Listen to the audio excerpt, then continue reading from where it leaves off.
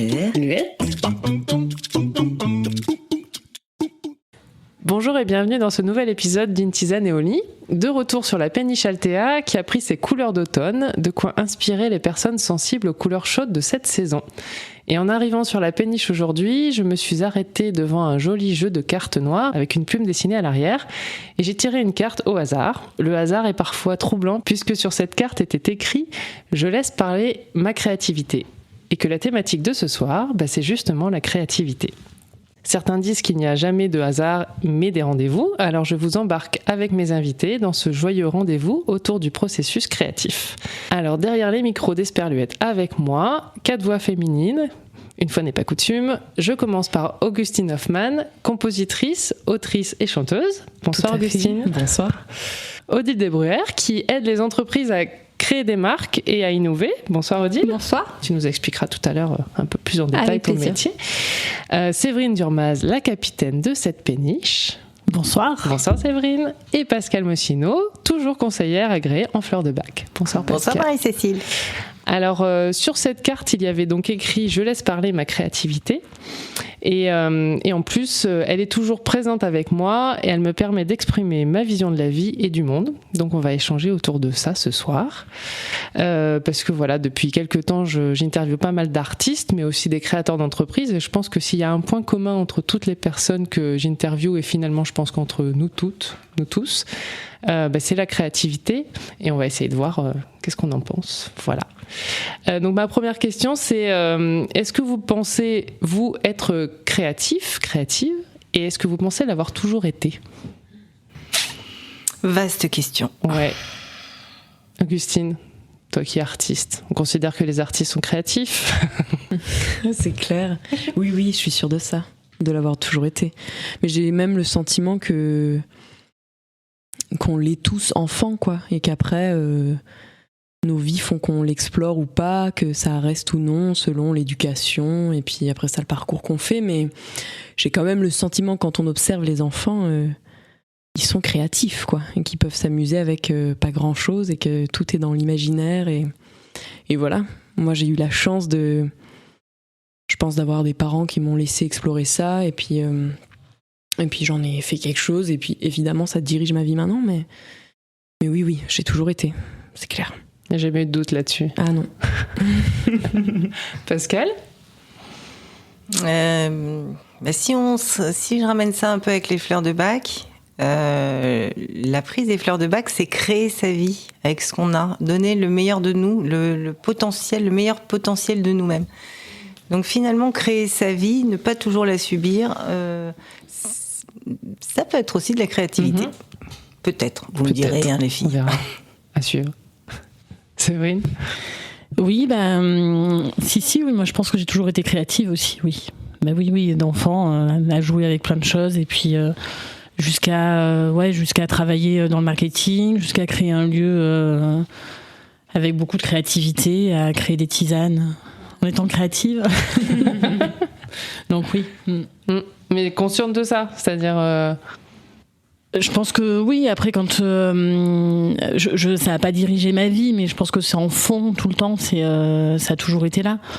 Quand je suis partie dans le marketing et puis après j'ai choisi le commercial, etc. Le marketing c'était vraiment de la créativité pour le coup, donc oui, ça m'a toujours plu, ça m'a toujours intéressée. Quand j'étais petite, je jouais à plein de choses. Moi aussi, on m'a laissé explorer des tas de trucs tranquillement, quoi. Donc et aujourd'hui, oui, toujours autant. Toujours autant. Sûrement plus, maintenant aujourd'hui en plus. Mais c'est intéressant comme question de quelle part en conscience et quelle part non, quoi. Ouais, effectivement. Oui. Et toi, Odile ? Alors moi, je fais partie des gens qui pensaient ne pas être créatifs. Je me sens moins seule. Et salariée en entreprise, dans des grands groupes parisiens, je regardais les créatifs que je côtoyais parce que j'avais la chance de travailler avec des énormes agences de pub, de com, etc. et de packaging, de design. Et je me disais, mais oh là là, qu'est-ce que c'est génial d'être créatif. Et j'attendais toujours, j'écrivais des briefs, j'ai passé énormément de temps en me disant, j'attendais énormément de ces créatifs sur leur production, et quand je voyais les productions arriver, j'étais toujours un peu déçue et je me dis mais comment ça se fait, comment ils font, comment ils travaillent, et j'avais une fascination de voir comment ça se passait dans le monde des agences et comment ils généraient de nouvelles idées, que ce soit des storyboards pour mes futurs films publicitaires télé, que des campagnes d'affichage, des packaging qui allaient être vus par des millions de personnes. Et puis en fait, un jour, j'ai eu cette révélation en me disant mais non, mais en fait, c'est des gens comme moi. Et là, il y a eu un immense chemin mais moi aussi. Et puis, j'ai regardé dans ma famille, j'ai la chance d'avoir des artistes très reconnus dans leur métier. Et en me disant, mais non, mais je suis pas si différente qu'eux et je devrais pouvoir y arriver, finalement. Et voilà, c'est tout un long chemin. Et c'est à partir du moment où je me suis sentie expert de quelque chose, en l'occurrence d'animation de brainstorming, que je me suis dit, mais oui, mais en fait, je suis créative. Et d'ailleurs, tous mes chefs m'ont dit que j'étais créative dans un métier hyper cartésien de marketing produit où c'est hyper carré, rationnel, où on passe notre temps à analyser des chiffres, enfin on passe notre vie sur des tableaux Excel, donc pas du tout créatif pour le coup. Puis finalement je me suis rendu compte, non, j'étais hyper créatif malgré ce contexte qui n'était pas. Voilà. Mais je pense que les grosses entreprises, les grosses machines, moi c'était ça aussi, j'étais dans des grosses entreprises et j'avais l'impression de pas être créatif parce que à chaque fois qu'on me demandait de faire quelque chose, en fait j'appelais des créatifs pour le faire. C'est ça. Et j'ai terminé mon dernier boulot de salariat avec un entretien avec ma chef et elle me dit, et si tu as un point à améliorer, ça serait quoi? Et je lui dis, je pense qu'il faudrait que je développe ma créativité. Je suis pas très force de proposition, je suis pas créative. C'est fou ça. Quoi? Toi? Et ça a été une vraie révélation quand elle m'a dit ça, parce qu'en fait, je me rendais pas compte qu'effectivement, je proposais plein de choses, mais en fait, c'est fou que peut-être l'éducation, je sais pas, mais moi, j'ai le sentiment que c'est aussi un peu, enfin, je sais pas si c'est des préjugés, c'est peut-être pas le bon mot, mais que en tout cas des associations, c'est-à-dire on va dire t'es créatif, t'es artiste, t'es complètement bordélique. C'est systématique. Enfin, moi par exemple les gens sont surpris que je sois mettons hyper organisé ou que je puisse être très terre à terre ou que ma maison soit bien rangée. C'est un truc mais pourtant t'es artiste, t'écris des chansons ou genre tu vis pas avec des horaires complètement décalés en mode forcément la nuit. Et c'est marrant ça, ce truc-là. Et donc dans une grosse entreprise j'imagine où c'est très du rendement, des chiffres, etc. On pense qu'il n'y a pas de création, mais c'est complètement... Enfin, je pense que c'est faux, en fait. On a tous une part en nous, et après, le contexte diffère, mais...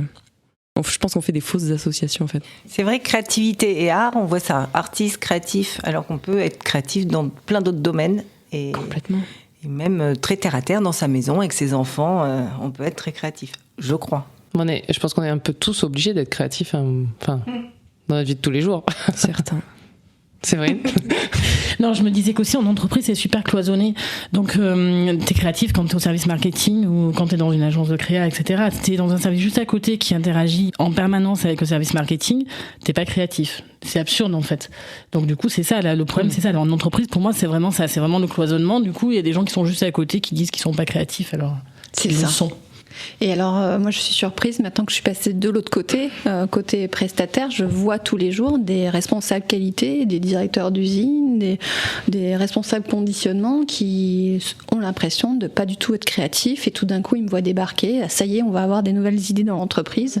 Et en fait, mon boulot, c'est de les révéler. Et ils sortent de là, on voit leurs pupilles, leurs yeux écarquillés, vraiment ils ont vécu un moment sublime où ils ont l'impression que c'est leurs idées qui vont être lancées et c'est pas que leur impression, c'est vrai, ils ont sorti des choses hyper innovantes en rupture avec ce que l'entreprise avait fait jusque-là et ils sont hyper heureux quelques jours après de me dire mon fils il m'a félicité d'avoir eu cette idée, je suis super contente, c'est ça qu'on va faire et je me dis mais oui, mais pourquoi ils ont été formatés comme ça en pensant que ça devait être qu'une agence ou que le marketing qui avait cette possibilité de créer. Eux, ils gèrent. C'est l'agence, elle crée. Et en fait, non, ils sont au contraire la plupart super créatifs. Il suffit juste de leur donner la parole, quoi.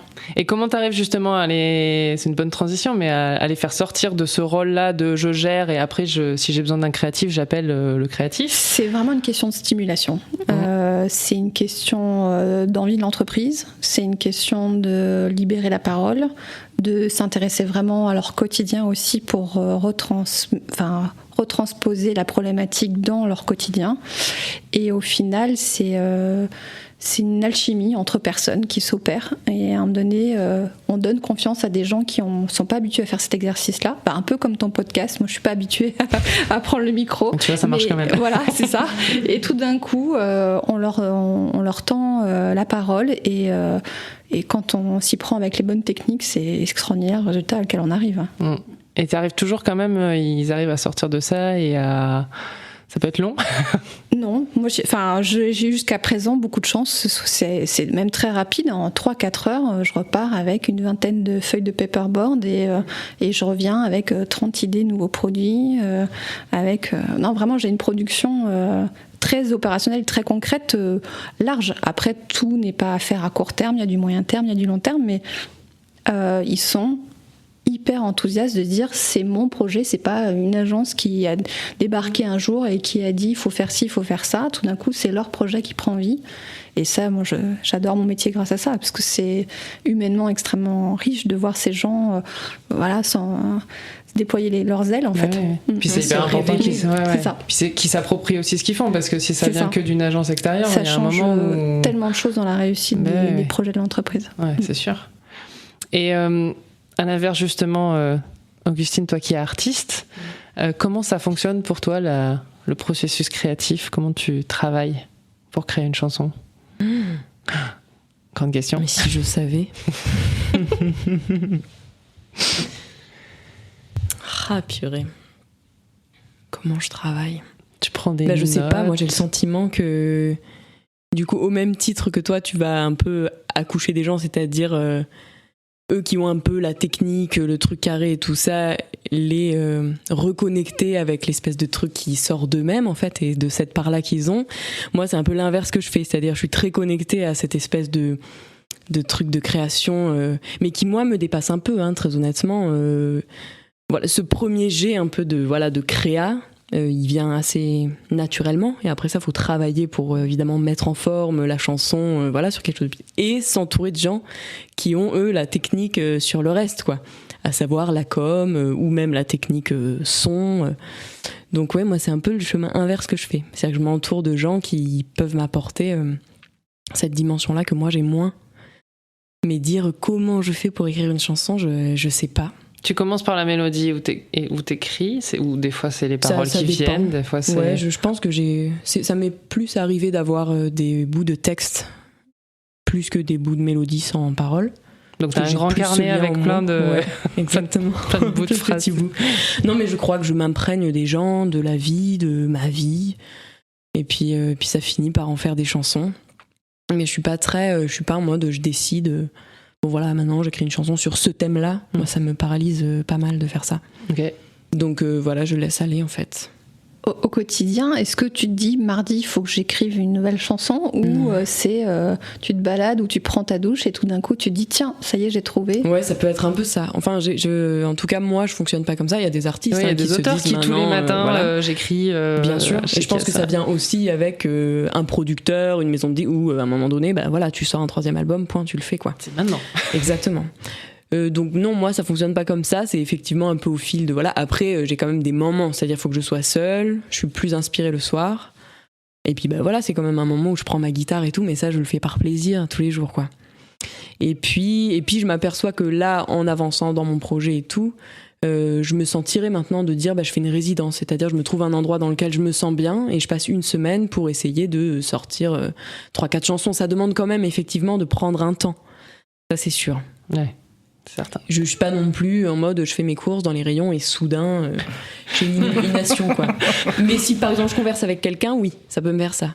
Je peux avoir un peu des bouts de phrases. Je te vois bien t'asseoir dans le supermarché. Excusez-moi, je prends des notes. Non, mais il y a aussi des artistes comme ça qui se réveillent la nuit. Ou...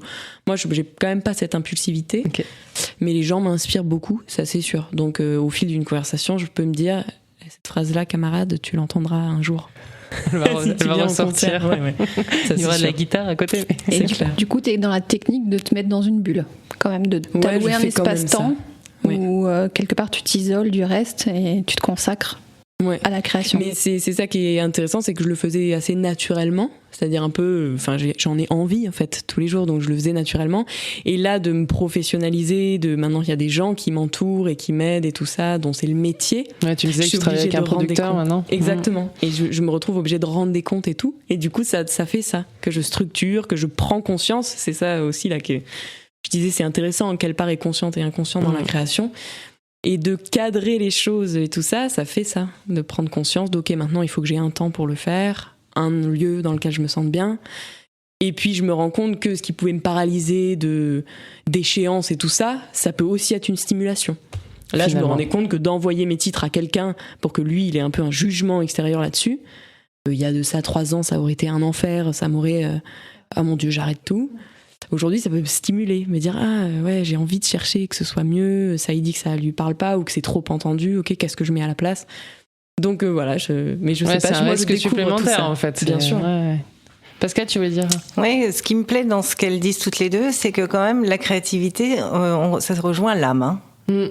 Parce que toutes les deux, c'est ce que vous avez dit. Après, on structure, après le mental reprend son job.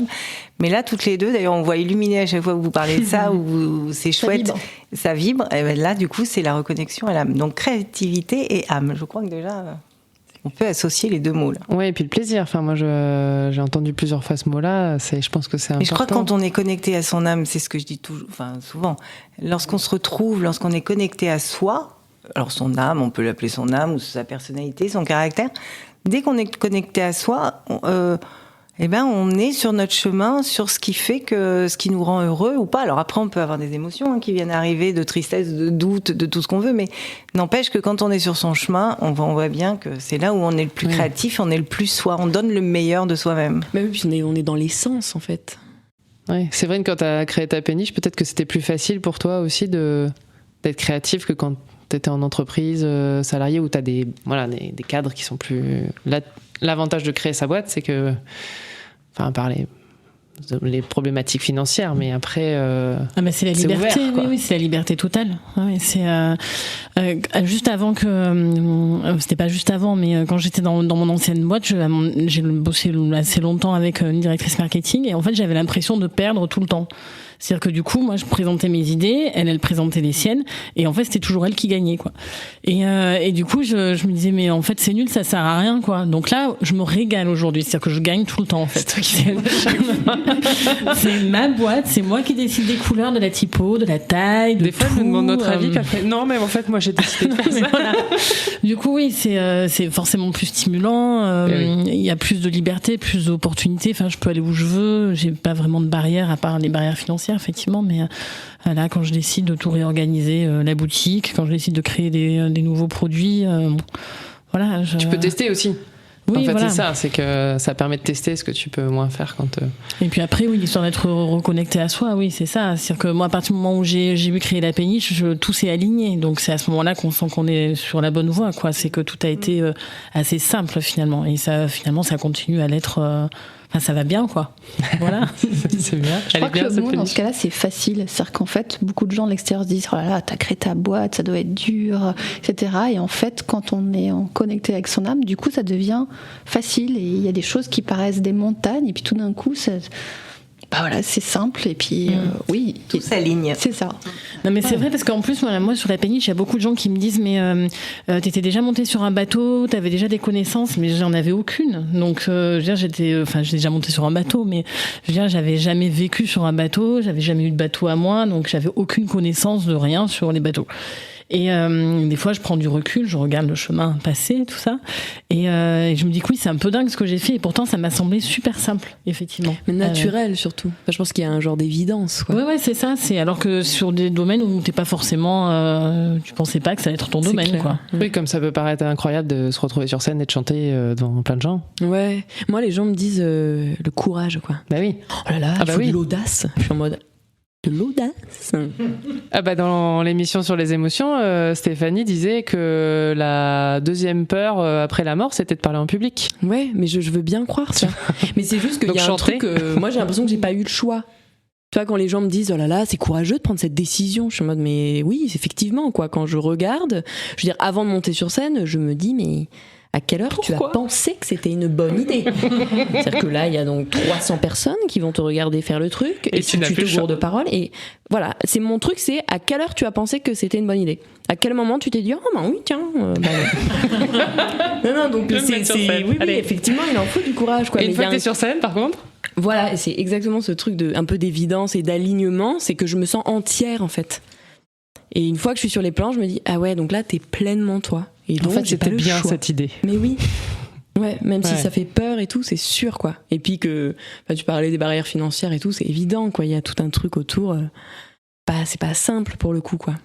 Pas tous les jours. D'autant plus en ce moment. Et tout. J'allais y venir. On en parlait un tout petit peu avant d'enregistrer le podcast. Et c'est vrai que le manque de créativité, tout ça nous éteint. C'est vraiment à ce moment-là, quand tu l'as dit, là, c'est vraiment ça. Ça nous éteint. La créativité, tout ce qu'on peut faire, nous connecter, ça nous allume. C'est vraiment un truc, un espèce de feu intérieur. C'est respirer, quoi. C'est la vie. Oui. Et la semaine dernière, j'ai vécu une semaine riche, il s'est passé plein de choses, et c'est pour ça qu'on en parlait. Et j'ai trouvé que j'étais vivante. Et donc, je relie avec la créativité. Voilà, parce qu'il faut inventer sa vie tous les jours, là, mais parce qu'il y a le quotidien à inventer aussi. Il n'y a pas que quand on est artiste ou des choses comme ça. Et c'est vrai que se sentir vivante, ça va avec la créativité. Et oui, mais il y a aussi la créativité du quotidien. Oui, puis dans des choses du quotidien. Enfin, t'entends toutes les mères dire ok, bon, alors quand il faut nourrir ta famille et qu'il n'y a plus rien dans le frigo, qu'est-ce que je fais ? On est tous à inventer des plats qui n'existent pas. Mais bien sûr. Et que t'as cuisiné quelque chose et que le petit crie parce qu'il a décidé de plus aimer les tomates aujourd'hui.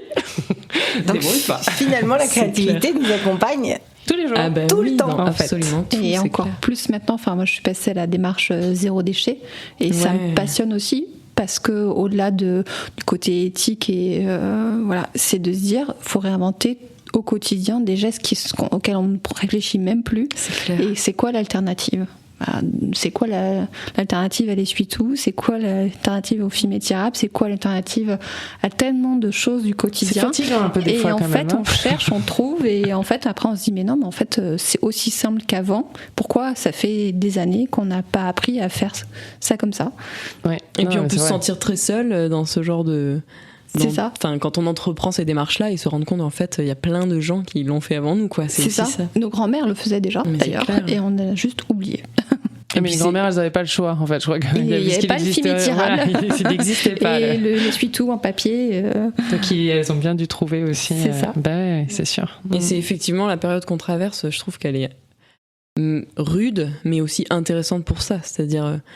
que ce soit effectivement dans des gestes du quotidien, mais même là, je parle pour moi, mon métier, dire ok, donc si on peut plus se retrouver dans des salles de concert, qu'est-ce qu'il existe comme formule, qu'est-ce qu'on invente, c'est aussi là, il y a beaucoup de métiers, je pense, qu'il va falloir réinventer, si ça dure.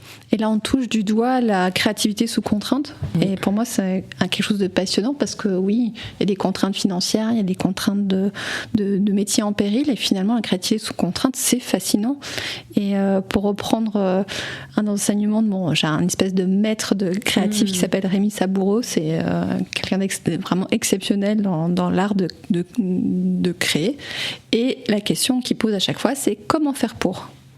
Et donc, dans cette créativité sous contrainte, c'est juste te dire comment faire pour. Mais ça peut s'appliquer au quotidien, dans le fameux j'ai rien à manger dans le frigo, comment faire pour nourrir mes enfants, ou mes enfants se disputent, on est face à une situation impossible à résoudre, comment faire pour retrouver la sérénité dans le salon, ou comment faire pour générer du trafic dans ma péniche au moment où tout le monde est confiné. Et en fait, derrière ces questions toutes simples, finalement, peuvent émerger des superbes idées. Et en ce moment, je suis passionnée de voir, pendant le confinement, la créativité qui a eu lieu. Incroyable. Et c'est juste incroyable. Et en même temps, ça paraît tout simple. On se dit, en fait, c'était tout bête, mais ils y ont pensé.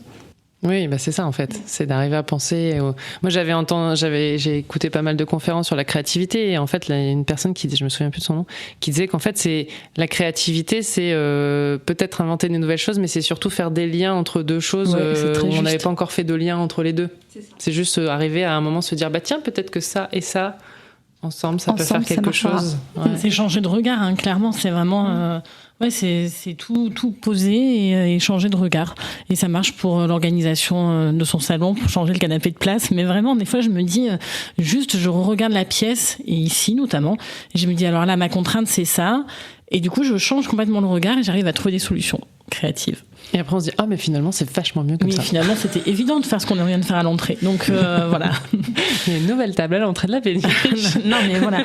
Mais ça fonctionne pour plein de choses. Ouais. Après, c'est vrai que la créativité sous contrainte, là, je me dis qu'il y a une espèce d'essoufflement en ce moment. Et je sais pas si la créativité sous essoufflement, c'est bien, mais... Tu vois, c'est un peu... Tout réside, je pense, dans l'identification du véritable problème. Et à partir de ce problème-là, une fois qu'on a bien identifié tous les aspects de ce problème-là, si on pose la question comment faire pour, et si on interroge, parce que moi je crois beaucoup à la co-créativité, on interroge différentes personnes qui ont des retours d'expérience différents autour de ce problème-là, on finit par trouver très rapidement la solution. Et là, juste, du coup, c'est un petit exemple, mais j'ai eu une discussion avec mon frère hier sur les salons, sur la tenue des salons professionnels. Et moi, j'ai un projet de salon professionnel, et lui aussi, sauf que lui, c'est en mars et moi, c'est en septembre. Pas du tout dans le même domaine. Et en fait, on se disait, le truc, c'est qu'on ne sait pas si ça va pouvoir se faire. Du coup, on se disait, bah oui, il faut être créatif et inventer autre chose. Tu vois, après, du coup, c'est hyper complexe parce qu'il y a des tas de paramètres à prendre en compte et qu'en plus, t'as pas c'est flou. C'est flou. Voilà, c'est flou, c'est contraignant, donc voilà, c'est compliqué. Oui, et puis enfin moi je trouve que ce qui est vraiment je trouve que voilà, c'est ça, c'est que la période amène à la créativité parce qu'effectivement on se rend compte qu'il faut changer des choses et on se disait tous qu'à un moment il fallait changer, donc allons-y, changeons. Sauf que comme on sait pas, je pense que si on nous disait pendant 3 ans vous êtes confinés, on va trouver des solutions parce qu'on sait qu'on est confinés et que voilà. Là ça change tous les 15 jours. Un jour tu peux sortir à 21h, un jour tu peux aller au spectacle, après tu peux plus y aller, et puis tu dois être 6, puis c'est dans le 10 autour d'une table. Enfin, l'humain n'aime pas trop le doute ni l'indécision. Non, on s'accroche en fait, nous. Oui, en plus. Automatiquement. Ouais. C'est. Enfin, moi, on s'accroche. Mais oui, on s'accroche. Mais vraiment. Hein. Moi, j'étais en mode, ah non, mais là, Oui, on prend des habitudes en fait. On dit, ah ok, on peut plus sortir à 21h. Bon, si soudain on te dit c'est 19, c'est plus la même chose, quoi. Et t'as tout réorganisé ta petite vie en te disant. L'humain aime bien les habitudes, aime bien un peu Ouais, c'est ça. C'est important, ouais. Les habitudes, c'est vrai que on se cale tous, même sur un très... Et on est très déstabilisé si on n'a pas de nos repères. Pendant le confinement, moi j'avais pris des habitudes, donc quand on nous a déconfinés, j'étais là, chouette, je vais pouvoir revoir du monde, mais en fait, j'avais trouvé mon mode de fonctionnement dans le confinement. C'était difficile dans les deux sens finalement. Ouais, voilà, c'est ça. Bien sûr. Allez les filles, qui parle? Le partage du micro. Non, mais non. Non, L'éternel. Je suis désolée. C'est ça. Elles sont toujours 2 pour un micro et donc il y a des petits moments de joie. Non, mais je pense qu'il faut être créatif dans le changement des habitudes. C'est ça, tu vois. Soyons créatifs, tu vois. J'en étais là avant qu'on en était là. Soyons créatifs dans la gestion des émotions parce que je crois qu'il y a du boulot. Il y a du boulot. Mais effectivement, c'est l'agilité qui est quand même le cœur d'aujourd'hui. Et on voit que finalement, les indépendants, les statuts soi-disant vis-à-vis de la société un peu précaires, c'est ceux qui se portent le mieux aujourd'hui parce qu'ils ont cette faculté depuis toujours de rebondir, de s'adapter. Et puis l'habitude de la précarité, au final. De rien à perdre. Et c'est finalement ceux qui le vivent le mieux. Enfin, moi, autour de moi, je suis dans un collectif de freelance créatifs. Et vraiment... quasiment tous le vivent super bien cette période et trouvent beaucoup d'avantages. Avec des hauts et des bas, mais effectivement, je pense qu'on dis pas que tout est facile au quotidien, mais vraiment... On a une habitude à l'adaptabilité. C'est ça. Parce que moi, j'ai aussi eu le sentiment d'observer créativité, humilité. Je trouve que ça demande quand même une part, en fait, d'avoir conscience que tu disais, c'est plus faire du lien entre des liens qui n'ont pas été faits entre deux choses. Mais c'est effectivement d'avoir l'humilité de dire... Je veux dire, on est quand même un vieux peuple et en fait, les choses ont été faites et refaites et juste on oublie ou on ne connaît pas, etc. Et c'est vrai que, je sais pas, moi, j'ai pu créer en voyant un spectacle, en écoutant 4 chansons qui parlent du même thème et soudain, ça m'aide à écrire la mienne qui sera unique et complètement différente et j'aurais créé un truc, mais sans copier les autres, juste être inspiré parce que toi tu as pris cet angle, moi j'ai envie de prendre celui-là, etc. quoi. Mais t'as pas des fois le fameux syndrome de l'imposteur de se dire mais ça a déjà été dit parce que moi je vais rajouter en plus. Bien sûr, ça peut faire complètement ça. Mais c'est en ça que je pense que si tu le fais avec humilité, c'est-à-dire c'est juste oui ça a été dit, bien sûr qu'en fait tous les thèmes ont été traité, tu vois, j'ai pas du tout la prétention de soudain dire personne n'a écrit une chanson là-dessus. Non, parce qu'en fait, il y en a eu des millions dans toutes les langues, tu vois, c'est juste impossible. Et une fois que tu sais ça, t'arrives juste en disant ça c'est ma façon d'avoir vécu ou voilà quoi. Et du coup tu le traverses, t'as toujours des gens qui viennent te dire parce que toi t'es unique par contre. Bah ouais, c'est ça. Heureusement. Bah ouais. Non, il y a assez d'une à gérer. C'est vrai, sûr. Je réfléchis trop aujourd'hui. Non, je me disais que c'était ta version, enfin, de la même manière qu'il y a tellement de chansons qui sont chantées par plein d'artistes différents et qu'elles sont toutes différentes et toutes uniques aussi, alors que c'est le même texte, voilà. Et puis même deux artistes qui te chantent la même chanson, tu la reçois pas pareil. Mais donc, oui, c'est clair. Il y a la voix, il y a l'interprétation, il y a plein de choses en fait qui passent. C'est clair. Et Odile, on parlait du vivant, de la vie. Toi, tu fais aussi ce qu'on appelle des balades créatives. Donc ça veut dire que tu sors les gens de leur entreprise pour les faire réfléchir. C'est nouveau. Depuis cet été, j'ai testé et c'est un exercice que je trouve vraiment génial. Moi personnellement, parce que déjà je me fais du bien en le faisant. Et tu sors quand tu as besoin de. Voilà, et génial parce qu'on me fait un retour que c'est vraiment génial. Mais voilà, en résumé, j'ai conjugué trois volets en fait de mon passé pro. Il y a le volet effectivement d'avoir connu plein de métiers dans l'entreprise, donc du coup, je comprends assez vite la problématique dans laquelle la personne est. Je conjugue mon métier d'animer des brainstorming pour du coup questionner la personne et générer des nouvelles façons de voir son quotidien professionnel. Et je me suis fortement inspirée de la méthode Ikigai que je trouve super simple et tellement efficace. En 3 mots. Ikigai, c'est effectivement le principe, c'est en japonais littéralement, c'est la raison d'être. Et donc c'est inculqué depuis des siècles au Japon. Et notamment dans les péninsules du sud du Japon, ils ont observé, alors là c'est des études scientifiques très concrètes qui ont montré que l'espérance de vie est exceptionnellement longue dans cette région-là. Et ils ont fait, d'un point de vue scientifique, une corrélation entre ceux qui vivaient leur Ikigai et ceux qui étaient peu atteints de maladies type cardiaque, cancer, etc. et qui vivaient vraiment avec très très longtemps. Voilà, donc la vocation.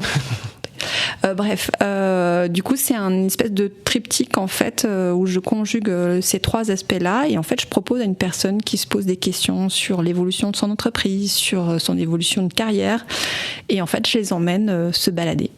Et donc on part 3-4 heures marcher et donc on recrée une bulle dans laquelle on se consacre qu'à ça et en fait on n'est pas interpellé par des choses de l'extérieur, pas interrompu, on est vraiment uniquement dans la production de cette réflexion et les magnifiques paysages et prendre le temps en fait et ne faire que interagir sur un sujet bien défini avec un livrable bien sûr, un objectif à atteindre et un livrable à la fin, et on arrive en 3-4 heures à sortir des choses que la personne n'avait pas forcément à peine effleurées, n'avait pas forcément accouché. Qu'est-ce que ça rajoute le fait d'aller se promener dans la nature ?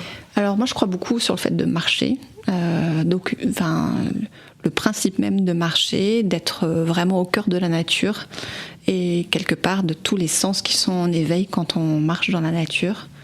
Il faut dire que nos paysages ici sont absolument magnifiques, ça aide. mais voilà, c'est aussi s'isoler, avoir son corps en mouvement, ça change beaucoup de choses. Enfin, moi, je fais partie des gens qui ont eu toutes les meilleures idées de création de marques en marchant dans les Alpilles pendant mon activité sportive du samedi matin. Et j'ai créé énormément de marques dans des endroits très précis des Alpilles. C'est à cet endroit-là d'itinéraire que sont à chaque fois sortis les noms de marques qu'on connaît aujourd'hui quand on fait ses courses. Voilà, c'est vraiment quelque chose de très, moi je trouve de très efficace pour réussir à produire, et je n'ai jamais créé une marque derrière mon ordinateur, jamais. C'est compliqué un écran. C'est intéressant, hein. C'est hyper intéressant. Ouais, très intéressant. C'est un peu terrifiant d'ailleurs que ce soit pas plus répandu que ça. Moi je trouve ça fou. Enfin, on est quand même. Oui. Notre éducation, j'ai le sentiment, on a été formaté totalement différemment. Les fameuses réunions autour d'une table. C'est ça, tu t'enfermes dans une salle et t'as 2 heures et tu dois sortir quelque chose. Il y a dans les écoles aussi, enfin, je trouve que l'éducation se questionne vachement là-dessus, sur essayer d'autres choses, des classes en mouvement et dehors et machin. Enfin, il y a plein de pays qui sont un peu en avance sur nous là-dessus. Mais enfin, je sais pas, je trouve ça réjouissant, moi, de me dire que voilà, il y en a qui le font et de plus en plus, mais c'est fou, je trouve, d'être allé tellement à l'encontre de ce qu'on... Quelle idée créative si alors basique dans le sens gentil, c'est-à-dire marcher, c'est quand même la base de l'être humain, d'aller marcher. Et de s'en servir d'une façon créative pour faire ça, je trouve ça merveilleux. Alors surtout que je l'ai pas programmé, je l'ai pas lu quelque part. C'est-à-dire que j'ai quelqu'un qui monte une entreprise que connaît bien Marie-Cécile, qui m'a posé des questions et je lui ai dit moi j'ai envie de prendre l'air, on va marcher. Et puis en fait en sortant de là, je me dis mais c'est incroyable ce qu'on a réussi à produire. Et puis la deuxième fois, c'est une autre amie qui est en pleine reconversion professionnelle, mais vraiment du tout au tout, mais qui n'ose pas franchir le pas et qui est pas sûre que ce soit en accord avec. Franchir le pas. C'est ça. Oh, joli. C'est plutôt pas mal. C'est aller de l'avant. Enfin, vraiment, elle savait pas s'il fallait y aller avec toutes les contraintes d'avoir des enfants à élever, des futures études à payer, etc. Est-ce que je sors de ma zone de confort, d'un métier où j'ai fait des très grandes études, où j'ai des très, très bons salaires, est-ce que je quitte tout ça pour faire totalement autre chose? Et en fait, du coup, je l'ai fait sans réfléchir, et puis différentes lectures sont tombées à ce moment-là par hasard, et puis après je me suis dit il va falloir trouver un nom à ça, et donc j'ai décidé que ça s'appelait les balades créatives. Voilà. C'est génial. Et du coup tu pars avec une seule personne, un entrepreneur, un chef d'entreprise, c'est pas du team building, tu pars pas avec une équipe? Non, ça je le fais pas. Je fais un travail d'équipe en animation de brainstorming dans des salles où c'est la session brainstorming qui dure 4, 5 heures, 6 heures. Ça je le fais, mais là pour le coup dans un cadre extrêmement formel. Donc c'est vraiment de la réflexion créative sur de la stratégie, quoi. Voilà, alors que les balades créatives, c'est plus dans l'introspection. C'est vraiment un lien de confiance qui s'établit à la personne, parce qu'elle me livre vraiment des choses très intimes sur sa vie perso et pro, et ce climat de confiance qui permet d'aller loin dans la réflexion. Et c'est le fait que je sois un élément extérieur qui leur permet du coup de se poser des questions qu'ils n'osaient pas se poser, ou pour lesquelles ils n'avaient jamais formulé à haute voix la réponse. Et le simple fait aussi de formuler à haute voix fait que ça permet aux gens d'enfoncer le déclic, et ensuite derrière d'activer. De prendre conscience, s'entendre dire. Et ce qui est marrant après, c'est que les gens me rappellent aussi en me disant voilà, maintenant j'en suis là, et qu'est-ce que t'en penses? Et on va se balader. Non, mais il y a un besoin derrière, comme si j'étais un peu une personne à qui c'est pas le principe de rendre des comptes, mais c'est une espèce de fil rouge dans ce nouveau virage, en se disant est-ce que c'est toujours conforme, est-ce que je me suis pas éloignée, ou et puis tu fais effet miroir quand même. Ça. En toute bienveillance, parce que vraiment je suis pas du tout dans le. Ouais, mais puis le regard extérieur, c'est toujours. Ça, c'est toi sur tes créations. Tu disais ton producteur, c'est pareil. Moi, je vois des fois, j'arrive dans des entreprises, je les conseille sur la communication, et je dis pourquoi vous avez pas fait ça? Moi, ça me paraît logique. Tout le monde regarde. On n'y avait pas pensé. Mais oui, mais c'est facile pour moi puisque je suis pas dedans, donc j'arrive avec un regard neuf, et c'est obligé. T'es pas dedans, et aussi tu pousses les gens à oser. Et c'est pour ça que j'ai aussi fait un compte Insta Oser Créer, parce qu'en fait les gens n'osent pas, et en fait je rencontre énormément d'entreprises qui font des choses admirables dans leur site de reproduction, dans les achats de matières premières, dans le management des équipes, mais juste personne ne le sait, et pour moi c'est un avantage compétitif mais énorme par rapport à leurs concurrents, et en fait ils osent pas parler d'eux. Et c'est un truc de dingue, c'est qu'ils n'arrivent pas à parler d'eux, et pourtant il y a tellement de choses à dire. Et moi j'ai passé des années dans des entreprises où il y avait pas grand chose à dire, et il fallait que je brode autour, que je fasse des films publicitaires, des campagnes d'affichage qui disent des choses incroyables sur des produits où malheureusement les technologies étaient très standardisées, donc rien par rapport à la concurrence, on faisait à peu près tous la même chose, et de temps en temps j'arrivais à trouver un élément de différenciation, mais c'était vraiment à la marge. Et là, c'est différent. Je croise des gens qui font tellement différents des autres, mais qui en parlent pas, qui n'osent pas le dire. Oui, mais parce que ça leur paraît normal, en fait. Il y a ça aussi, c'est de. Oui, puis c'est des gens qui ont une certaine humilité, et à qui, dans l'éducation, on a dit qu'il fallait pas se mettre en avant, il fallait pas dire. Ce qu'on Je pense que c'est pour ça que ça impressionne une chanteuse ou quelqu'un qui parle en public. C'est qu'on a l'impression que tu oses aller te mettre en avant. Bien sûr, mais il y a, je pense, vraiment un équilibre à trouver entre les deux, parce que je veux dire, c'est pareil, dans mon métier t'as des gens qui sont hyper connus, et tu dis mais attends, avec ça racontons ça, puis t'as tant de gens qui te suivent, mais comment c'est possible, tu vois? Et à l'inverse, je veux dire, je croise des artistes incroyables dont personne n'entendra jamais parler. Donc c'est effectivement aussi, c'est beau, parce que c'est souvent une histoire de rencontre, de quelqu'un qui sait t'apporter la visibilité quand toi t'es en mode non mais je chante pour mes chats, ça me va très bien. et que lui dit ah bah non, en fait, faut faire profiter des gens. Il y en a qui C'est aimeraient bien chouette. entendre aussi, Bah ouais. autre que les chats. C'est clair. Donc, comme idée pour être créatif, on a la balade. Est-ce que vous en avez d'autres, des outils vous, qu'est-ce que vous utilisez pour quand vous êtes créatif, quand vous avez une idée? Moi, j'ai mon carnet là que j'ai à côté de moi qui se remplit tout. Ouais, tout le l'écriture, c'est bien, je crois. temps. Ah ouais. Pour moi, c'est hyper important. L'écriture avec un crayon Bah et oui. du papier, hein, pas sur un ordinateur. Ou Pas un les téléphone. notes de ton téléphone. Non. Ah ben non, mais je les utilise de moins en moins en fait. Quand j'ai commencé à réutiliser le papier, là, voilà. Au début, je faisais un peu sur le téléphone et un peu là, et maintenant, j'ai toujours le carnet avec moi et j'écris en fait, et j'écris toutes mes idées. En fait, dès qu'elles viennent, même si ça paraît complètement fou. Et je me suis rendu compte, notamment sur le podcast, qu'il y a des choses qu'aujourd'hui je fais, que j'avais écrit il y a longtemps. Parce que comme je les ai écrits, déjà ça m'a ouvert l'esprit. Déjà je l'ai posé, donc ça m'a arrêté de cogiter sur ça. Déjà pas mal. Ça l'ancre. Voilà, même si je me dis bon, j'y arriverai pas, c'est pas grave, on verra. Et puis à force d'avoir des compétences, et je me dis maintenant je le relis, je dis ah bah tiens maintenant je peux le faire. Allez, c'est parti. Ah, c'est génial. Et ça c'est top parce que comme tu l'as posé déjà tu l'oublies pas parce que sinon après tu te dis mince j'avais une super idée je sais plus. Et puis voilà, le fait d'écrire, moi j'adore maintenant en fait.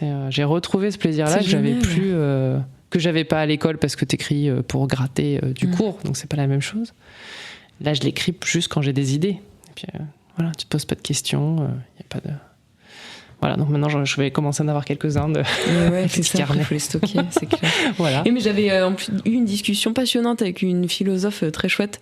On parlait de ça, de l'écriture manuscrite, quoi, plutôt que taper sur l'ordi, et qui me disait que même physiquement, en fait, le fait d'écrire, le fait que ce soit lié, en fait, tu suivais le fil de ta pensée, et qu'il y avait beaucoup de gens qui étaient très limités dans leur pensée parce qu'ils tapent et qu'en fait, vu que les touches sont que c'est pas lié, quoi. C'est ça. Tu perdais le fil de ta pensée. Ouais. Mais j'avais halluciné d'entendre un truc comme ça. Oui, et puis ça tu paraît vois, évident. même quand je rature, en fait je rature, Mais bien mais sûr. il est toujours posé sur le Mais c'est papier en hyper fait. ça en fait de barrer mais de garder quand Alors même. que Ça quand se tu s'envole effaces, pas, c'est clair. Et à mon avis, il y a même des fois où tu as été surprise d'avoir écrit des choses dont tu Ouais. ne te souvenais pas. C'est Ah, très mais oui. juste. Il y a une part d'inconscient. Il y a évidemment. l'inconscient qu'on peut avoir dans l'écriture. Ouais, c'est un truc, des fois je fais ah oui c'est vrai, ça c'est chouette. Bon, Ouais, je peux tu toujours pas le faire, mais, redécouvres. Dingue, j'ai écrit un mais truc c'est pareil. toujours chouette et je garde. Faire parler son inconscient, pour ceux qui se souviennent de leurs rêves. Moi, j'ai créé des nouveaux produits le matin en me réveillant, en repensant à mon rêve, et je fais une association entre mon rêve et la problématique de mon client actuel, et j'arrive à créer des nouveaux produits juste comme ça. Non, moi je me souviens pas vraiment de mes rêves, donc. Moi, je fonctionne pas du tout comme ça. Du coup, c'est intéressant. Je vais le raconter. Je prends pas des notes au fil de l'eau, j'allais dire, au fil de la journée. Je prends pas de notes comme ça. J'ai pas de petit carnet qui me suit. Enfin, j'ai un petit carnet, mais parce que c'est quand je rencontre des gens et que je prends des notes réelles, voilà.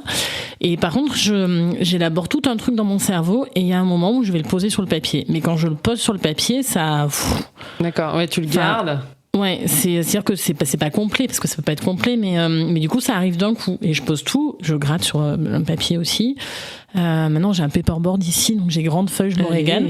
Et avec des couleurs. Du coup, je fais des dessins avec des couleurs, etc. Mais du coup, c'est déjà tout organisé, quoi. Après, je rajoute au fur et à mesure, mais la base, elle est là. Je prends pas de petites Moi j'aurais notes trop comme ça. peur d'oublier, en fait. Souvent, je dis que j'aimerais être dans le cerveau de Séverine. Hein. J'adorerais aller dans son cerveau. Je pense que je vais parce qu'en m'éclater. fait, Il va ça y doit avoir être- des il doit y avoir- montagnes, des choses. Je pense qu'il y a...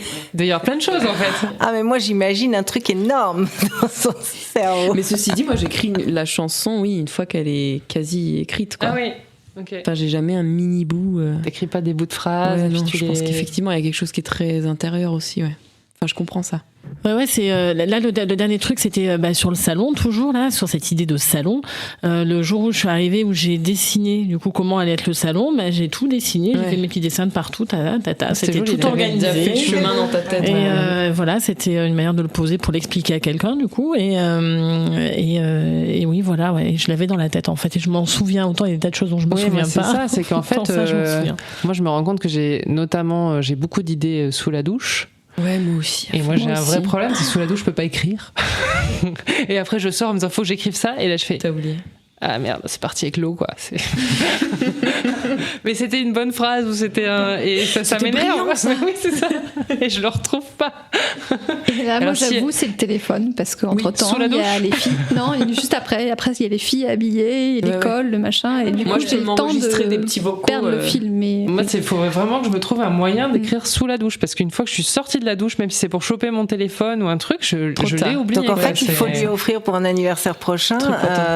Faut découvrir quelqu'un qui va créer un espèce de petit carré que tu mets sous la douche et tu écris au feu. Il y a des gens qui écrivent sous l'eau, donc. Non, mais il y a des stylos. Sinon, moi, il m'en reste, si tu veux, de ma fille, c'est des stylos pour écrire sur le carrelage. Génial. Dans la douche, je te les ramènerai. Mon chéri va être ravi. Qu'est-ce que c'est là, tes notes C'est quoi ces mots là partout? Et pourquoi on a une facture d'eau immense? Parce que je réfléchis sous la douche, voilà. C'est comme ça. Alors moi, j'ai pas du tout l'impression d'être créative. Oui, je sais, je vois déjà votre tête, mais comment? Non. Mais c'est de la radio, on voit pas. Je sais pas comment je fonctionne du coup. Mais en fait, c'est pas très créatif. T'es obligatoirement créative quand t'écoutes les gens et que tu t'interprètes les choses et que tu as des idées. Ouais, j'ai des idées. T'as des idées? Ouais, t'as raison, j'ai des idées. C'est rassurant. Oui, alors peut-être avec les autres, le lien avec les autres ou le lien. T'es créative aller par marcher. rebond. T'es créative par rebond. Ah. Tu écoutes quelqu'un et tu rebondis sur ce que tu as entendu et tu le retransformes en solution. En fleurs. Ok. On le transforme en fleurs. C'est plutôt pas mal. Oui, c'est ça. Ah, ça me plaît ça. Note-le. Ok. C'est enregistré. Voilà, parce que sinon je me vois pas créative.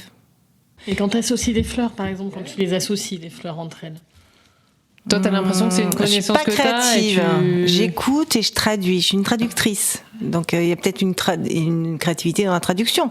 Après, j'ai l'impression de créer des choses dans ma vie. Ça, oui, ou d'avoir des idées, mais je me sens pas hyper créative. Après, voilà, j'ai juste l'instant tout de suite. Ouais, quand je vous entends, j'entends la créativité.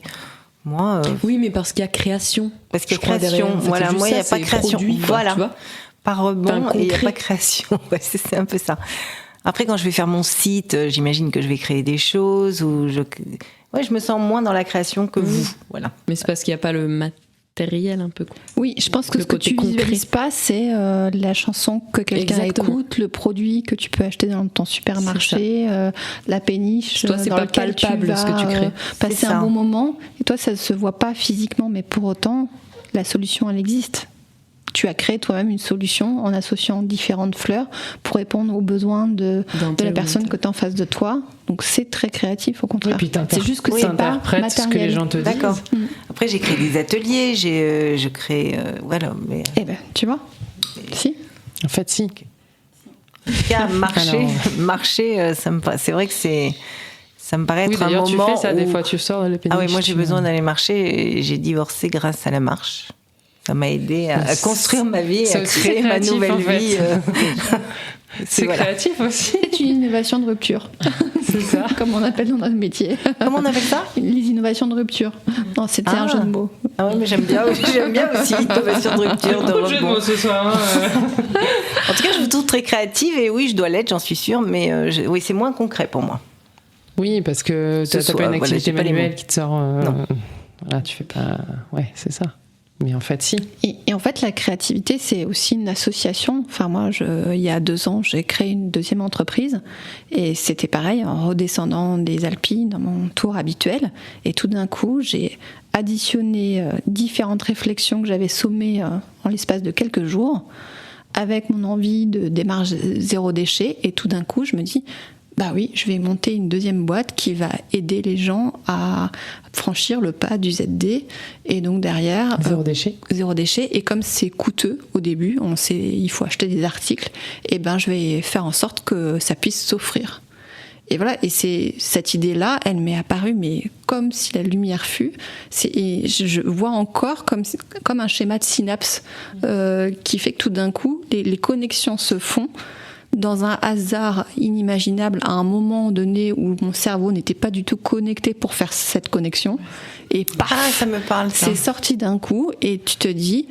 Mais il y a 2 semaines en avant, j'aurais jamais eu l'idée, et peut-être que si je m'étais pas consacrée à prendre du temps pour moi à ce moment-là, peut-être que je n'aurais jamais eu cette idée. Et c'est une connexion neuronale vraiment d'un seul coup.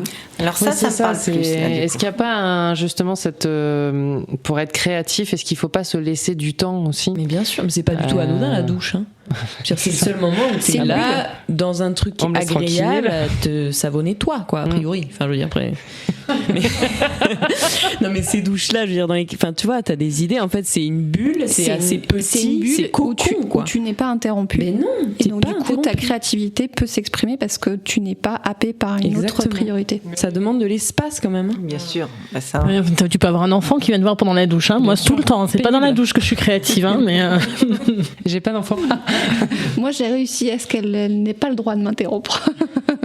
Non, mais ça demande de créer des espaces. Non, mais ça, par contre, c'est je pense que c'est hyper important et c'est pas si simple. C'est ce qu'on se donne de moins en moins, je trouve aussi. Ah, mais c'est clair. C'est ce qui a fait du bien pendant le confinement au départ. Ah bah là, oui. On a tous retrouvé des espaces qui nous ont fait du bien de création de notre vie, de notre intérieur, de qui on était, en fait, etc. On parle d'ennui, mais après, il faut pas que ça dure, l'histoire. Mais c'est un bon moment de... Enfin, si je peux me permettre, oui et non, parce que à l'inverse, il y a des mamans qui se sont retrouvées avec leurs enfants H24 et ça m'a fait beaucoup rire, mais le parent épuisé, le compte sur Insta était très drôle en disant que les toilettes étaient le seul endroit et qu'ils se planquaient aux toilettes pour avoir 5 minutes à eux. Ah bah oui.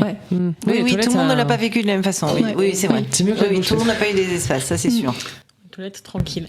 Sur l'histoire de, je voulais rebondir sur l'histoire de la simplicité, ça me faisait penser à ça. Moi, j'ai l'impression que le processus créatif, du coup, il y a un moment où les choses, elles paraissent super simples et évidentes. Et où du coup, il y a effectivement ce chemin lumineux qui apparaît et boum, ça sort en fait. En tout cas, moi, je sais que mon cerveau fonctionne assez bien comme ça. C'est-à-dire que d'un coup, il y a des choses qui traînent depuis... 1 an, même plus que ça, et là, là c'est évident, et en fait, je vois toute la démarche et toutes les étapes, et voilà, il y a des moments où c'est pas le moment en fait. Et effectivement, il faut de l'espace du temps pour pouvoir réfléchir à tout ça, mais il y a des moments où tout s'allume dans le cerveau. Complètement. Tranquillement. Oui, quoi. et puis je pense que ça se cultive simplement aussi. C'est qu'à un moment, si on commence à se laisser ces petites bulles d'inspiration, de réflexion, de la marche, après ça peut être d'autres choses, la douche, mais si on commence à avoir cette habitude-là, comme moi j'ai maintenant l'habitude d'écrire, je me rends compte qu'en fait, au fur et à mesure, ça devient de plus en plus simple. Et que je me laisse plus cette possibilité d'écrire des choses sans me dire c'est possible, c'est pas possible, ou c'est n'importe quoi, ça a déjà été fait. Ça, c'est se connecter à son âme et entendre et écouter les petites vibrations qu'on ressent à l'intérieur de soi quand on se sent bien, quand on... Mais je crois que ça s'apprend en fait. Enfin, ça se cultive en tout cas. Et moi, j'invite vraiment les parents à laisser leurs enfants s'ennuyer. Enfin, j'avais lu un tas d'articles là-dessus. C'est le seul moyen de générer toute cette créativité, c'est l'ennui. Et en fait, c'est extraordinaire, s'ennuyer. Quand on est adulte, on ne sait pas ce que c'est que s'ennuyer.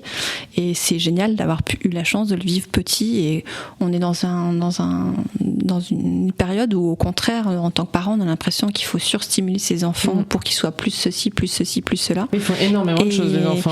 Et on passe notre temps à remplir leur emploi du temps, alors que je dis ça, mais en même temps, je remplis tout le temps l'emploi du temps de mes filles. Mais en fait, non, je sais qu'elles ont des super idées à un moment donné où je suis très très occupée, où je culpabilise de répondre à un mail en me disant mince, je suis pas disponible pour elles. Et en fait, j'entends un silence dans la maison et je me dis mince. Et elles reviennent et elles ont eu une super idée et elles sont hyper fières d'avoir eu cette idée. Ouais, ça, mon petit-fils venait toujours me disait mamie, je m'ennuie, et je le regardais et je lui disais mais c'est trop génial, tu vas avoir plein d'idées. Alors évidemment, au début, il me regardait avec une tête de poisson, genre mais qu'est-ce qui lui prend? Elle est gentille, mamie, mais je pense que mamie, elle a un peu pété les plombs. mais j'ai toujours tenu bon avec ça, et forcément, il est sorti quelque chose. Il avait fait un dessin ou j'en sais rien. Il avait forcément fait quelque chose. Mais c'est vrai que avec les enfants en tout cas, c'était avec lui, le regarder, lui dire « c'est trop bien de s'ennuyer !» Prendre un contre-pied et dire « c'est trop bien de s'ennuyer !» Ça, c'est vrai que je l'ai toujours fait. Moi, j'ai fait un truc dont je suis très fière, mais c'est inspiré par quelqu'un d'autre. Dans le salon, chez moi, j'ai mis une table où ma fille peut dessiner et faire des tas de choses vraiment manuelles. Mais du coup, on l'a mis dans le salon avec une étagère au-dessus, avec des feutres, des crayons, de la terre, enfin des tas de trucs qu'elle ramène, des coquillages, machin, etc. Et du coup, c'est toujours l'endroit où, au final, elle atterrit. Et c'est comme si c'était un atelier, un établi, je sais pas, ouvert 24 heures sur 24. Et au final, elle est là et elle crée, en fait. Elle crée des choses, elle empile, elle colorie les coquillages qu'elle colle sur de la terre. Enfin, elle mélange tout. Et du coup, elle arrête de s'ennuyer. C'est trop génial. C'est génial. Moi, je suis en train de réaliser ce rêve. Et en fait, on fait un panneau, l'atelier créatif, au-dessus du meuble. Et elles savent que c'est l'endroit où elles ont le droit de tout faire. C'est ça. Voilà, on se fâchera pas. Et c'est juste génial. C'est ça, on a mis tous les matériaux possibles, tout ce qu'elle avait récupéré de partout, tout ce qu'elle traîne de l'extérieur et tout. Elle a le droit, même si c'est au milieu du salon. Oui, mais c'est libre de faire. En fait, t'es libre de faire. Oui, c'est ça, c'est pas rangé, ça salit. Moi, j'ai été éduquée où il fallait tout ranger, et franchement, ça coupe un peu les ailes. Ça coupe un peu les ailes. Après, forcément, tu crées autrement. Un enfant va créer autrement, mais c'était plus dans ma tête ou plus dans ma chambre, j'en sais rien. Oui, c'est sûr. Mais en tout cas, c'était pas aussi libre qu'on peut l'entendre aujourd'hui. Ça s'est bien démocratisé, là, cette histoire de laisser les enfants dans leur créativité. Oui, à la fois, il faut, parce que t'as aussi tous les écrans, les trucs. C'est tu ça, peux aussi pas du tout avoir 5 minutes pour une fois qu'il y a le téléphone qui rentre dans la vie des enfants, le je m'ennuie, ça peut aussi être très prémâché, l'histoire. Il n'y a plus, quoi. C'est en ça que je disais, éducation et tout, c'est hyper important. Oui, parce que là, du coup, ça coupe la créativité, puisqu'on est passif. Et puis très jeune, t'as des images toutes fabriquées déjà. Oui, c'est ça. C'est une histoire, tu te fais ton truc. Quand tu regardes un dessin animé, c'est déjà fait. C'est pour ça que j'aime bien l'audio. Ouais, je comprends. Oui. Ouais. Et c'est le grand retour. Là, pour Noël, il y a plein d'idées de cadeaux pour les enfants, autour de l'audio, mais il faut... Encore une fois, il y a énormément de créativité dans les propositions qui sont faites actuellement. Et c'est vrai que c'est un cercle vicieux. En tant que parent, pendant le confinement, on se dit là, on a un truc hyper urgent à faire, on va les mettre devant la télé, comme ça, on sera tranquille. Mais en fait, au final, on génère des enfants complètement inertes face à un support, alors que au début, c'est un peu difficile de leur dire pas de télé aujourd'hui. C'est un peu difficile. Il y a des moments un peu durs. Et puis finalement, au fur et à mesure, ils développent eux-mêmes leur propre emploi du temps ou très créatif, et puis après à la fin ils oublient que la télé peut exister. Et c'est fou parce que en plus les enfants ils s'adaptent tellement vite que c'est une histoire de quelques jours. C'est pas des mois, c'est quelques jours.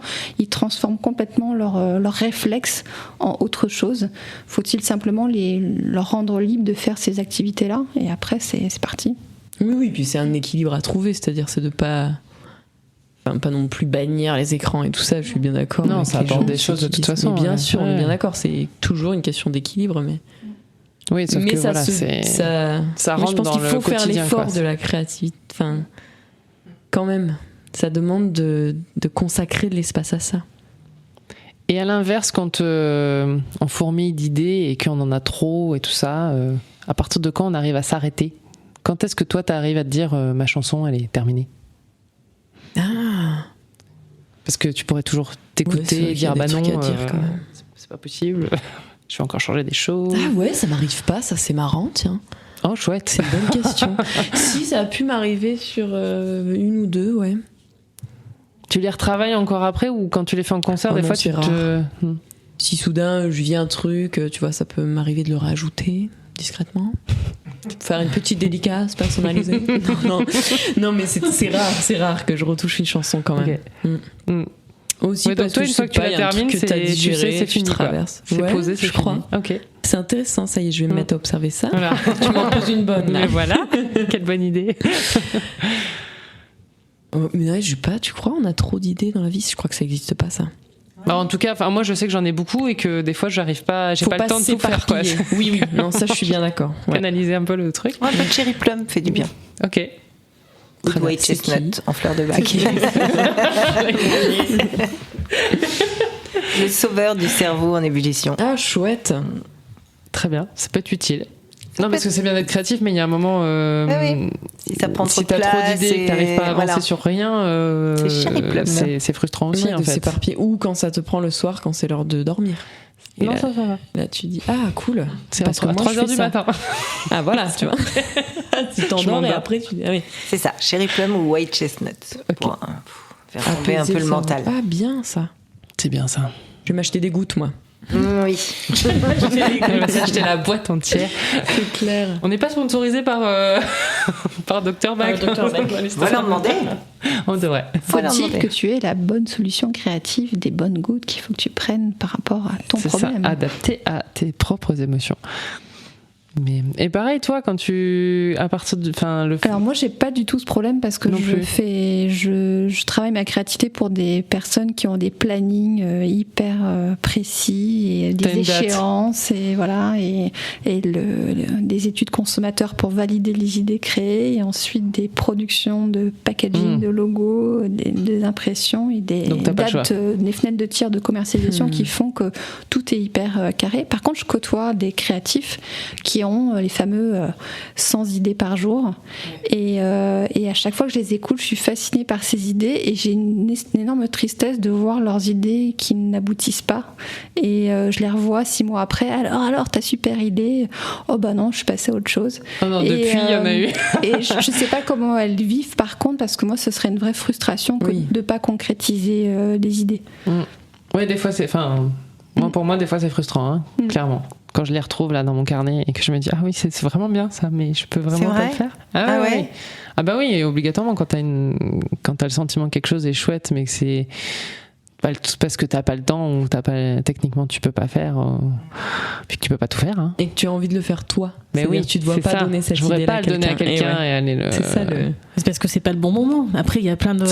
Non, mais c'est vrai, il y a plein d'idées toi que t'as eues, te connaissant depuis un petit moment, Marie-Cécile. Il y a plein d'idées que t'as eues qui sont ressorties des tiroirs à un moment donné que t'as mis en œuvre.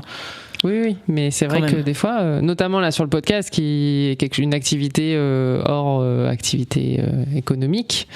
Y a ça, et donc obligatoirement des idées, j'en ai plein, j'en ai encore une là en marchant sur le pont d'Aladier en allant d'Avignon à la Péniche, et voilà, et tu dis oui mais non, et en même temps ça tient en vie ça, hein.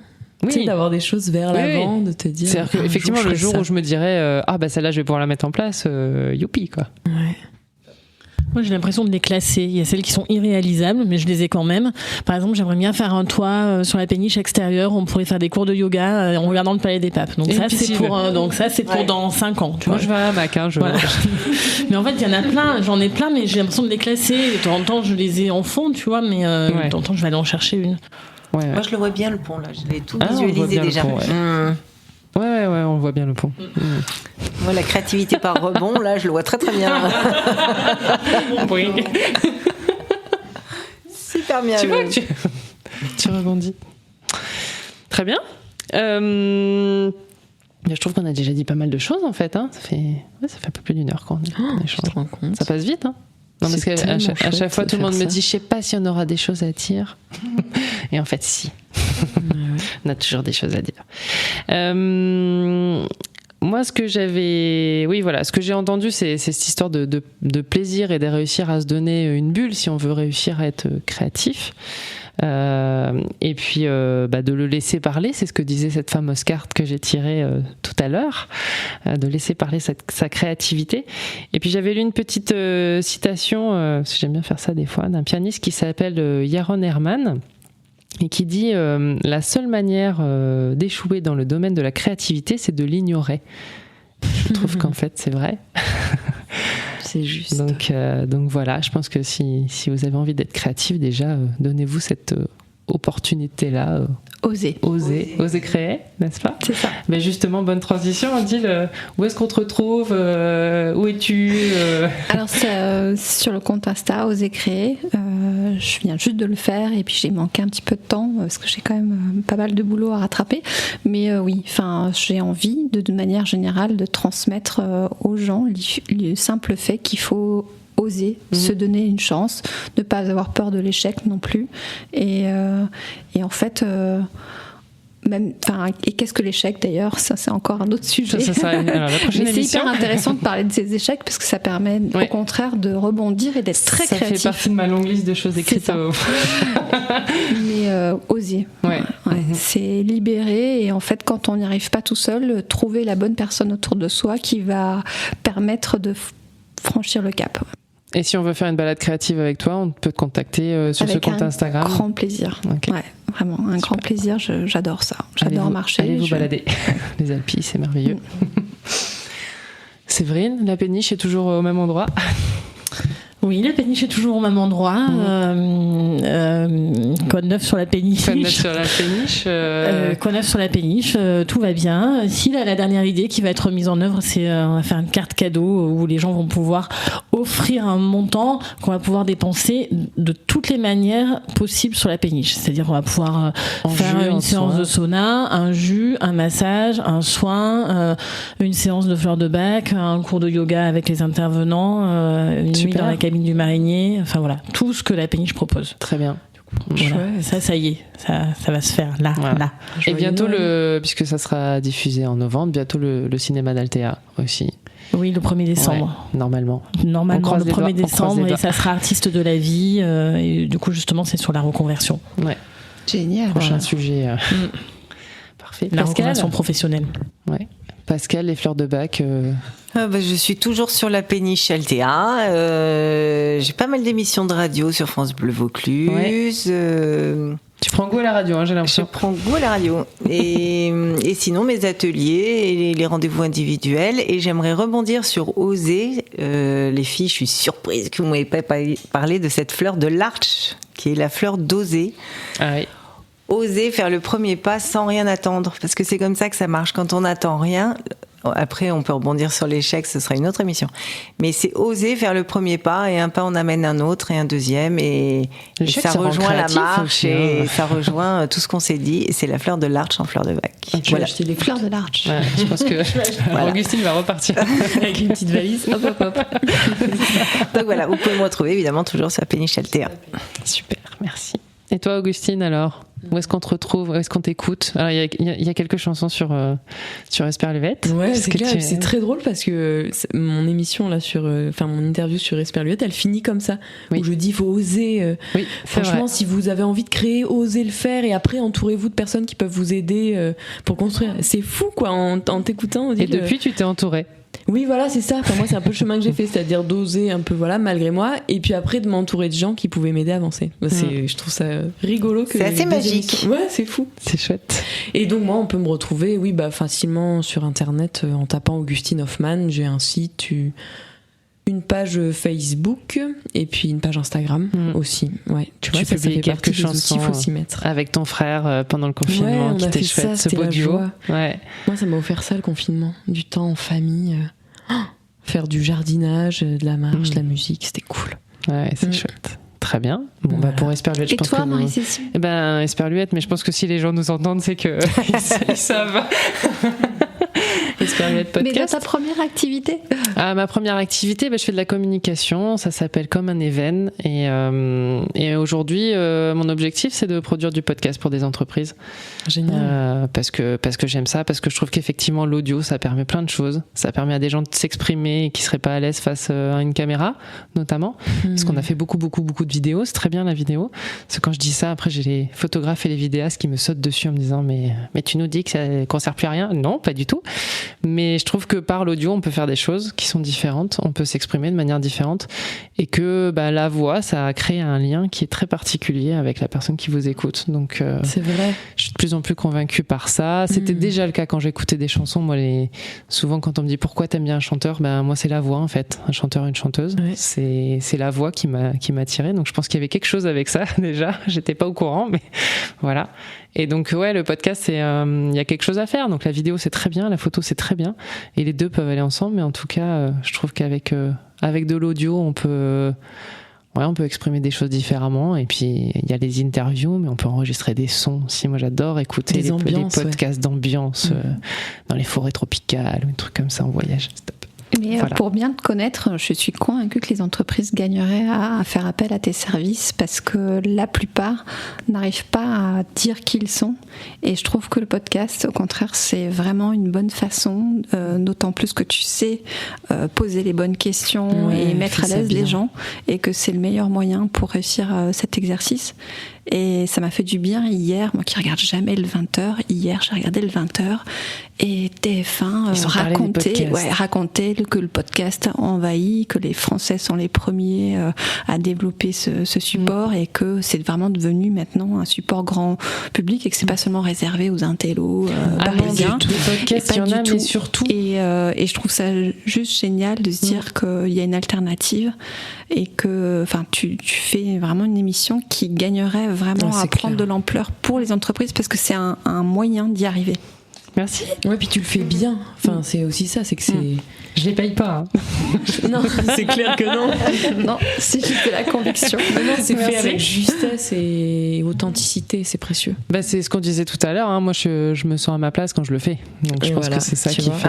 C'est ça qui est important. Et je rajouterais même que par les temps qui courent avec les réductions budgétaires des services marketing et communication, le podcast est bien plus abordable que la vidéo. Donc pensez-y. Et puis on peut le faire à distance quand on peut pas se voir. Il y a plein de choses. Pensez-y, vraiment. C'est un exercice dans lequel les entreprises peuvent vraiment gagner efficacement en production. Merci. Elle sait de quoi elle parle. Oui, c'est ça. Ouais, c'est chouette. Justement, si je dois parler de podcast, parce que j'aime bien en recommander, il y en a un qui parle de créativité, puisque c'est le sujet. Ça s'appelle Minuit dans les étoiles. En plus, j'adore le titre. Rendez-vous avec votre créativité. Et donc, ils ont toujours une thématique. Puis à la fin, des fois, il y a un petit exercice de créativité où il y a quelqu'un qui vous parle et vous dessinez, vous faites ce que vous voulez. Voilà, on sort ce qui est. Et je trouve ça excellent. J'adore ce podcast. Donc voilà, Minuit dans les étoiles, si vous voulez. Merci. Continuer ce sujet sur la créativité. Merci à toutes. Et pour finir, moi j'adorerais un jour animer des brainstorming pour mes clients sur la péniche. Je pense qu'il y a moyen. Voilà. Tu l'as bien vu. Voilà, ça fait partie des formules. Je cherche tout le temps des salles pour animer des brainstorming pour les entreprises et ce serait juste génial de pouvoir le faire un jour sur la péniche. Ah oui, mais il y a possibilité. Tu as régulièrement des entreprises qui viennent. Oui, je commence à avoir des entreprises. Effectivement, le lieu, il est dépaysant, il est bien équipé, il est chaud, chaleureux. Donc voilà. Puis l'eau, moi je trouve que ça rend créatif. Et puis sur l'eau. Créatif. Ça, y a un truc, avec le Rhône, il y a quelque chose. Merci à toutes d'être venues. Merci à toi. Et puis maintenant, c'est le petit moment de magie de fin d'émission.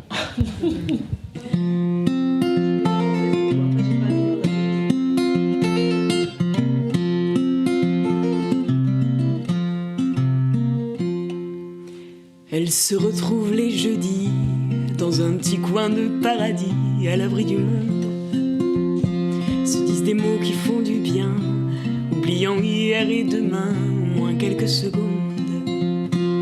Elles se racontent leur corps, ce qui leur pose comme souci, ce que ça coûte comme effort d'en faire un ami, en sachant bien au fond, je crois, que c'est avec soi qu'on est cruel.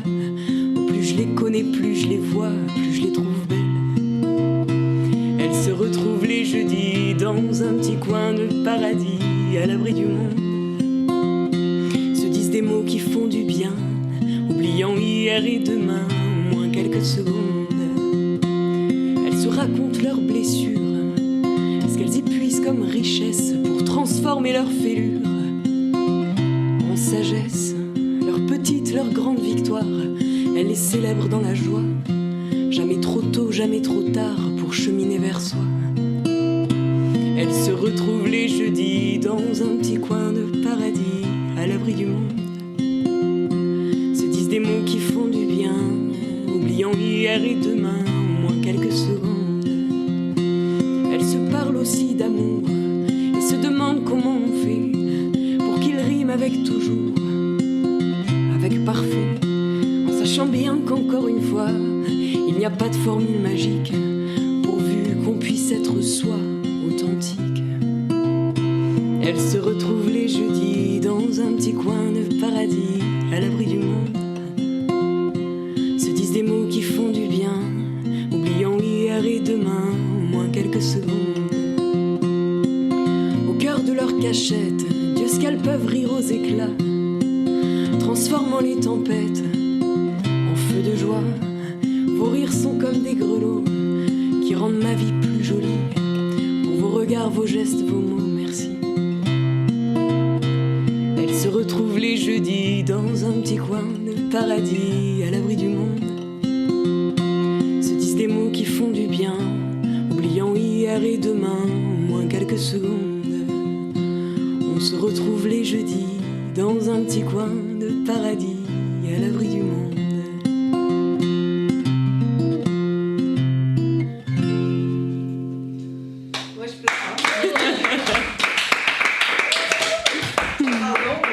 Et non, mais je trouvais que ça nous allait bien là. Toutes les 5.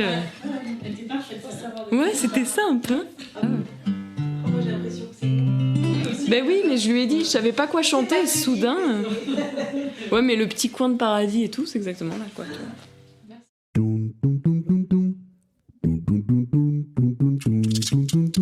Esperluette.